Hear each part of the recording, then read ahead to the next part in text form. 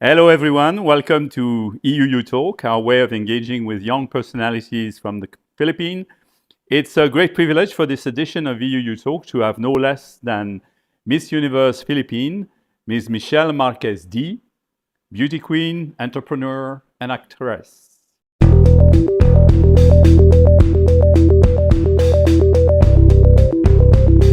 Thank you so very much, Michelle, for being here today. It's a great pleasure and honor to have you at EUYouTalk. I always start my conversations with young Filipinos by asking them, where did you grow up? I was born here in the Philippines. I spent a few years in the US also, in a very small town in the state of Utah. Okay. And then moved back here.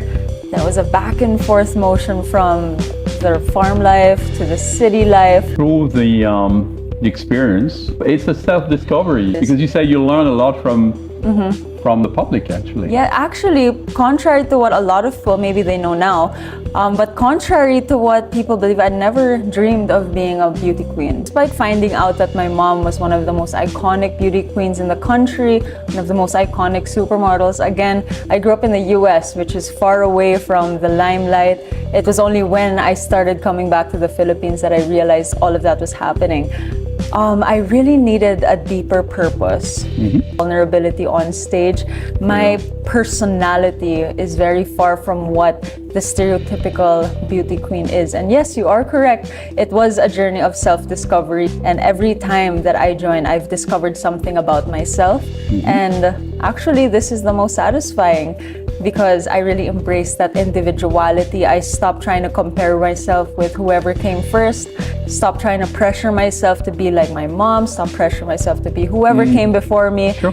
And really just embraced who I was. And it's been proven to be very successful. Miss Universe Philippines, and then you competed on the global stage. I did. And it was quite a journey, right? It was. And I can tell you that here in the Philippines, we followed that very, very closely. Journey to get the national crown was another story in itself. I really had to defy a lot of odds.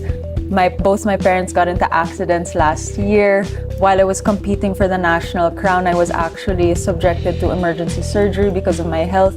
I am somebody that actually takes on multiple responsibilities. I wear very many hats. So I do like filling up my schedule with as much things to do as possible.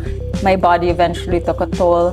And of course, that's where your deeper purpose comes in. Because if it was for vanity, if it was just for attention, then I don't think I would have had that energy to really power through. You won 4 categories, right? Yes, I'm the most awarded. Can you remind us the 4? So it's Fan Vote, the Spirit of the Carnival Award, the Voice for Change, which is my favorite award because that's the reason why I'm at Miss Universe. And of course, what came very late was the Best in National Costume. And that's very meaningful because your dress represented an icon of the Philippines. Can you tell us a few words about that?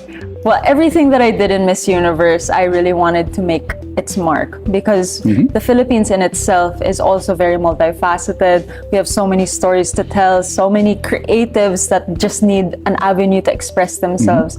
So when I was planning my national costume to my preliminary gowns to my final gowns, I knew who I wanted to work with, but it's really surrounding yourself with a team that shares that same vision as yours, that's willing to take that risk and break boundaries. Like when we were brainstorming, of course, we just knew we wanted it to take inspiration from iconic Filipino women. The first gown, of course, was my mom, which was in color green.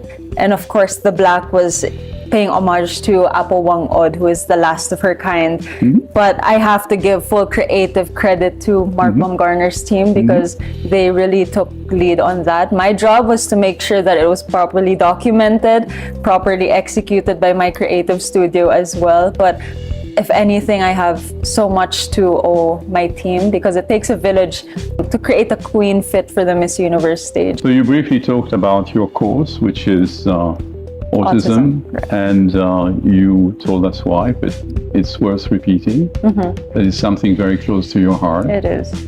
And also something very important in the Philippines, because maybe not enough attention is paid in the Philippines to mental health and mental issues and how to live with mental challenges. I saw that Miss Universe was making a shift towards more inclusivity and really using the platform for, you know, the reach that it can actually have. And that was my light bulb moment, because I really wasn't sure if I was going to join again. And the reason why I chose my first ever pageant was because they were so focused on advocacies. Right.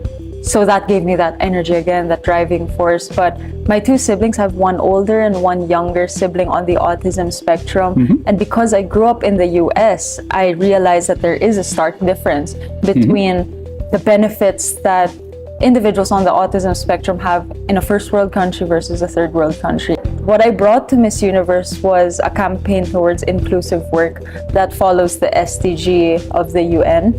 And what we do is we try to help them find full-time jobs. And it really gives them a different sense of purpose. And also, of course, by doing all this already now, you are inspiring a lot of young Filipinos, I suppose, and you get that feedback.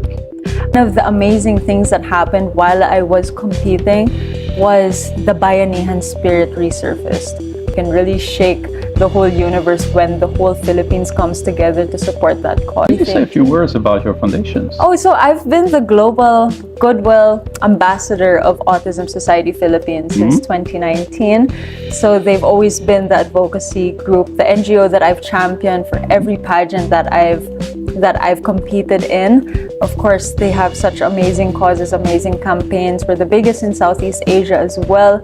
So it's so nice that I was able to bring them once again on the global stage. But quite recently, I started the Global Spectrum Initiative. And we are also in partnership with different NGOs for autism specifically. But our goal is really to try and raise enough funds to create the first state-of-the-art brick-and-mortar facility for individuals on the autism spectrum, because I feel like that's very lacking here. As long as I can inspire one individual, then I would have done my job. In this case, I hope I can inspire a lot more. What you say is precisely why I do these interviews, because I want to sort of showcase how young Filipinos can make a difference, of course, in the world, but also in the Philippines. And you are a perfect demonstration of that.